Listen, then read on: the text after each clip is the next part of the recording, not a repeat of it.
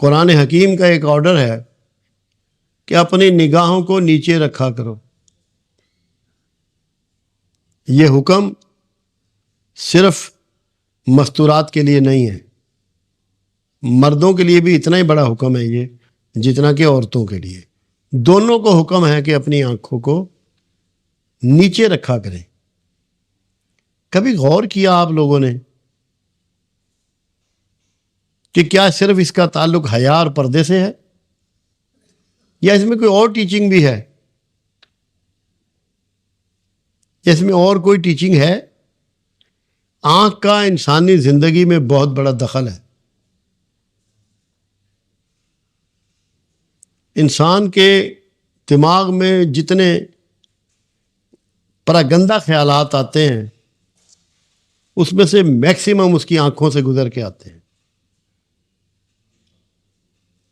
آنکھ جب اٹھتی ہے اوپر، آپ کو ہرس میں مبتلا کرتی ہے،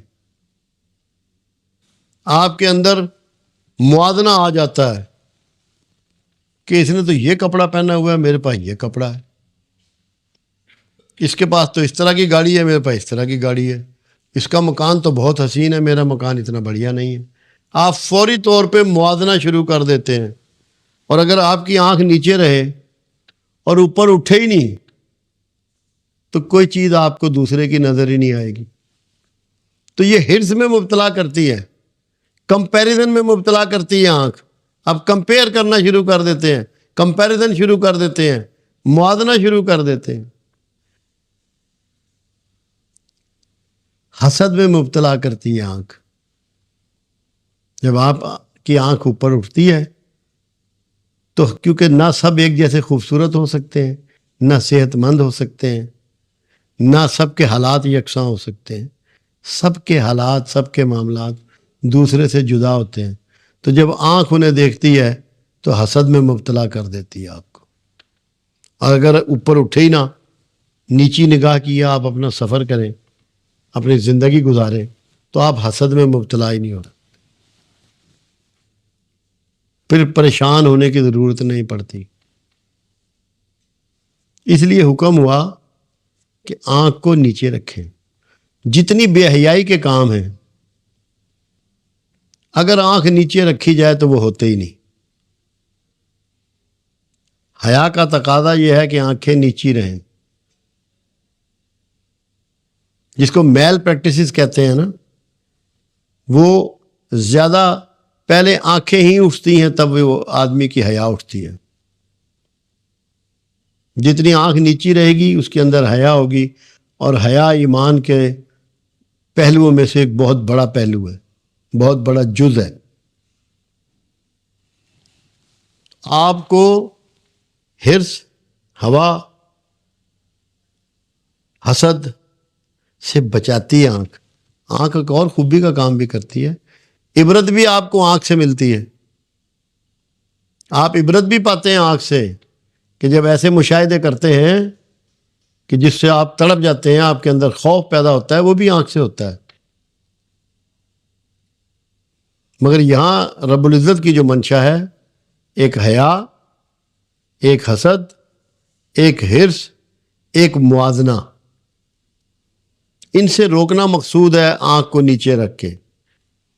میں 3 بڑی بیماریوں کا ذکر یہاں کیا کرتا ہوں، اور جس میں ہم بری طرح پھنسے ہوئے ہیں۔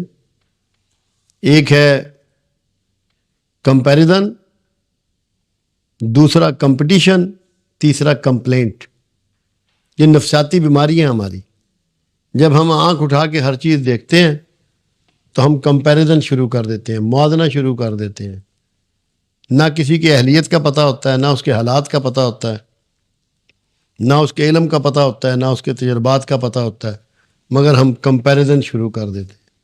اور جیسے جیسے کمپیریزن کرتے جاتے ہیں، پریشانیوں میں پھنستے چلے جاتے ہیں، کیونکہ یہ تو ہم سمجھتے نہیں کہ یہ اللہ کا ایک سسٹم ہے، اور اللہ کے نظام میں سب ایک جیسے نہیں ہو سکتے، سب کامیاب نہیں ہو سکتے، سب لائق نہیں ہو سکتے، سب امیر نہیں ہو سکتے، سب غریب نہیں ہو سکتے، سب صحت مند نہیں ہو سکتے، سب خوبصورت نہیں ہو سکتے۔ یہ اللہ کی تقسیم ہے۔ اگر اللہ اس تقسیم کو ایسے نہ نبھائے تو معاشرے چل بھی نہیں سکتے۔ مگر ہم کمپیریزن کی وجہ سے ڈپریشن کی پہلی شیپ میں آ جاتے ہیں کہ اس کے پاس ہے میرے پاس کیوں نہیں ہے. تو اگر آپ کی نگاہیں نیچی رہیں گی اور وہ اس طرح اٹھ کے دوسروں کی چیزوں پہ نہیں پڑیں گی تو آپ اس کمپیریزن میں پھنسیں گے نہیں. اور جب کمپیریزن میں نہیں پڑیں گے تو ڈپریشن کی بنیاد ہی شروع نہیں ہوگی. پھر یہی آپ آگے چل کے کمپٹیشن کا شکار ہو جاتے ہیں کہ آپ مقابلہ کرتے ہیں، چاہے آپ کے پاس وہ حالات ہیں یا نہیں ہیں، وہ قوت ہے یا نہیں ہے، وہ علم ہے یا نہیں ہے، وہ سوچ ہے یا نہیں ہے، وہ ریسورسز ہیں یا نہیں ہے، مگر مقابلے کی فضا آپ پیدا کرتے ہیں اور بے چین ہو جاتے ہیں. مقابلہ بے چینی پیدا کرتا ہے. پھر آپ جب کامیاب نہیں ہوتے زندگی میں تو شکایتیں شروع کرتے ہیں. پھر یہاں تک شکایتیں ہو جاتی ہیں کہ آپ اللہ کے بھی شکوے کرتے ہیں، معاشرے کا شکوہ کرتے ہیں، حکومتوں کے شکوے کرتے ہیں. پھر آپ کی زندگی شکوے بن کے رہ جاتی ہے. جب آپ اس کا مطلب یہ ہے کہ آپ مکمل طور پہ ڈپریشن کی نظر ہو جاتے ہیں صرف آنکھ اٹھانے سے.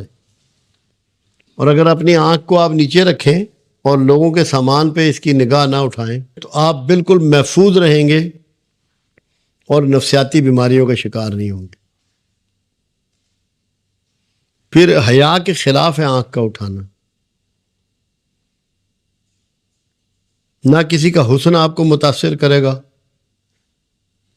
نہ کسی کے پہنا ہوا سونا آپ کو متاثر کرے گا، نہ کوئی اور قیمتی گھڑی کسی کی متاثر کرے گی.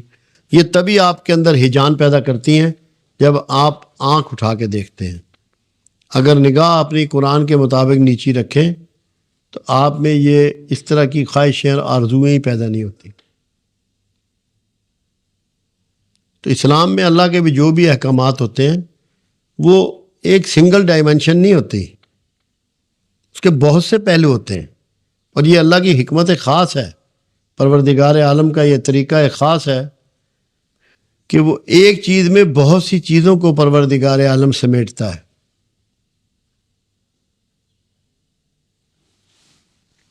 اس لیے کوشش یہ کریں زندگی میں کہ ہمیشہ نیچے دیکھ کے چلیں. اوپر دیکھنے سے کبر بھی پیدا ہوتا ہے. جیسے کہتے ہیں نا مور ہوتا ہے نا، مور جب اوپر دیکھتا ہے تو کبر میں آ جاتا ہے، اتنے حسین اس کے پر ہوتے ہیں. جب اپنے پاؤں کو دیکھتا ہے نیچے تو اللہ کا خوف اس پہ غالب ہوتا ہے کہ میرے پاؤں تو بدنما ہیں، میری تو کوئی حیثیت نہیں.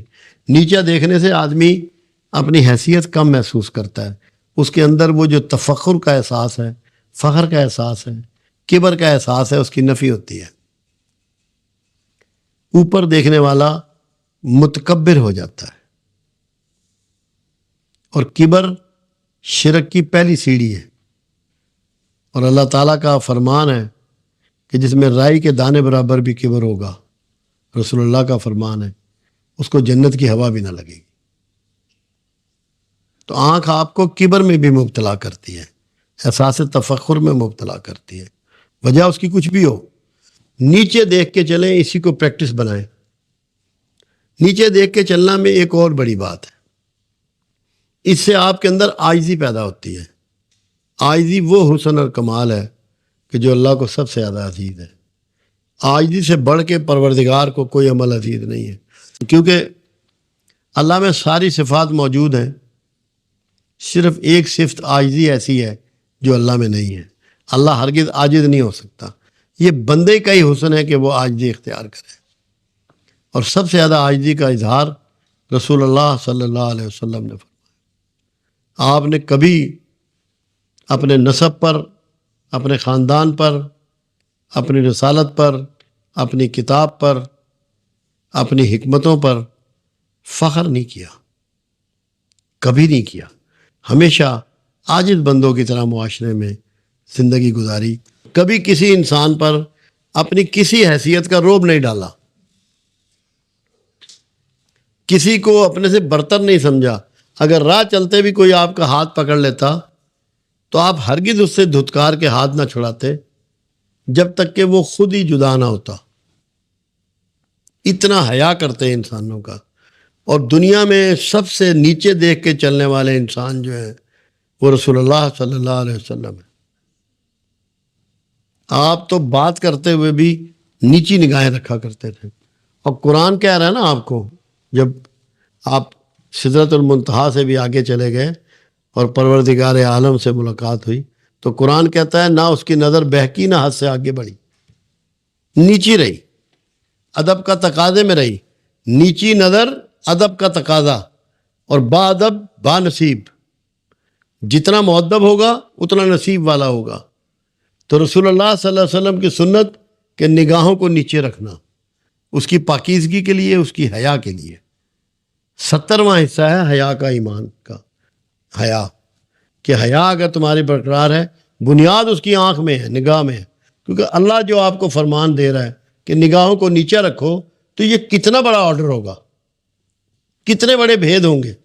اور رسول اللہ صلی اللہ علیہ وسلم ساری زندگی لوگ محسوس کرتے تھے کہ عورتوں سے بھی زیادہ حیادار ہیں کملی والے، مستورات سے بھی زیادہ حیا کرتے ہیں کملی والے، کہ اونچا تک نہیں بولتے تھے، کہ نہ آنکھ اٹھا کے اوپر ایسے دیکھتے تھے، نہ نگاہیں ملا کے کسی سے اس طرح سے بات کرتے، حیا کرتے تھے۔ تو حیا کے ساتھ آنکھوں کا نیچے رکھنا جڑا ہوا ہے۔ اگر ہم نے اس کو پریکٹس کر لیا تو بے شمار اخلاقی برائیوں سے ہم بچ جائیں گے، بے شمار روحانی برائیوں سے ہم بچ جائیں گے۔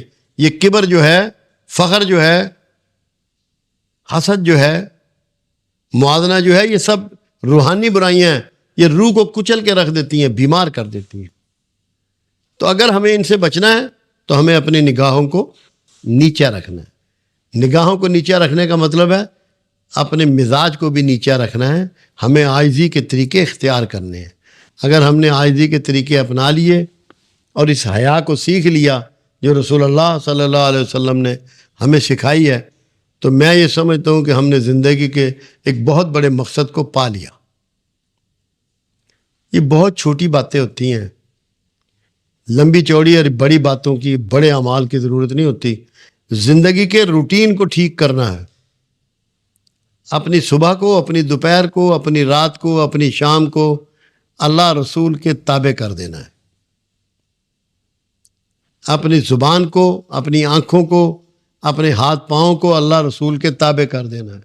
یہ اگر ہم نے کر لیا تو نگاہیں بھی نیچی ہو گئیں، عاجزی بھی ہو گئی، اللہ بھی راضی ہو گیا، رسول بھی راضی ہو گیا۔ اللہ آپ کا اور میرا حامی و ناصر۔